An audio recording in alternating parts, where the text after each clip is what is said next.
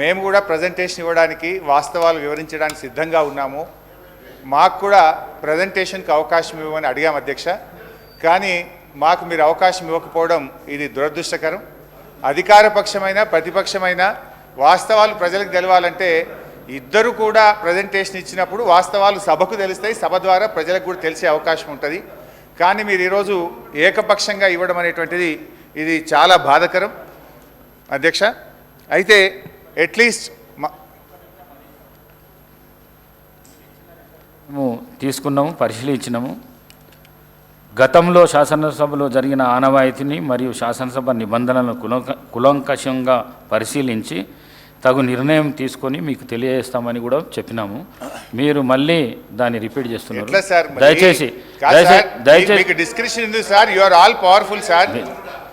Please sir anyhow sir మా యొక్క నిరసన తెలియజేస్తూ మొత్తానికైతే ఇది ఈరోజు శాసనసభలో ప్రాజెక్టులు కేఆర్ఎంబీకి అప్పచెప్పమని మేము తీర్మానాన్ని ప్రవేశపెడుతున్నామని ఈరోజు కాంగ్రెస్ పార్టీ ముందుకు రావడం అంటే డెఫినెట్గా ఇది తెలంగాణ ప్రజల విజయం, బీఆర్ఎస్ పార్టీ విజయం.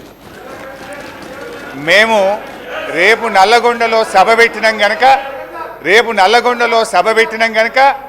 ఇవాళ ముందు రోజే సభలో తీర్మానం పెట్టి వాళ్ళు చేసిన తప్పులను సవరించుకున్నందుకు ఒక నిమిషం వారు గౌరవ శాసనసభ్యులు నల్గొండకు వచ్చే ముందు కాబట్టి చెప్తున్నా అధ్యక్ష. నేను జగన్మోహన్ రెడ్డి గారు స్టేట్మెంట్ ఇచ్చిన తర్వాత జగన్మోహన్ రెడ్డి గారు అసెంబ్లీలో కేసీఆర్ ఒక అడుగు ముందుకేసి రాయలసీమ, ప్రకాశం, కృష్ణా, గుంటూరు అని చెప్పిన తర్వాత ఇంకా మేమేవో తప్పు చేసాం. జగన్మోహన్ రెడ్డి చెప్పిండు, గౌరవ ముఖ్యమంత్రి గారు చెప్పిండు. మీకు ఒకటే చెప్తున్నా అధ్యక్ష, మా గౌరవ మంత్రివర్యులు ఉత్తమ్ కుమార్ రెడ్డి చెప్పాను, మీకు ఏమన్నా నల్గొండ కాదు కదా, నల్గొండ రావాలంటే మన 60 రోజుల కింద ఎన్నికలు 60 రోజుల కింద జరిగినాయి అధ్యక్ష. ఎంత చేసా అధ్యక్ష? ఎక్కడ కూడా బొటాబొటి డిపాయిడ్ తెచ్చినాక 11 సీట్లల్లో ప్రజలు చెప్పుతో కొట్టినట్టు ఒక్కొక్క ఎమ్మెల్యే 60-70 వేలతో గెలిచినంటే నల్గొండ జిల్లాని మోసం చేసిండు. కాబట్టి ఆ విధమైన రిజల్ట్ ఇచ్చాను.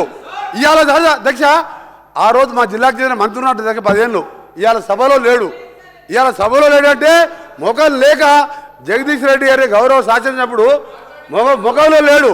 ఎందుకంటే కేసీఆర్, హరీష్ రావు, జగదీష్ రెడ్డి కలిసి మా జిల్లాని నాశనం చేసిండు. దక్షిణ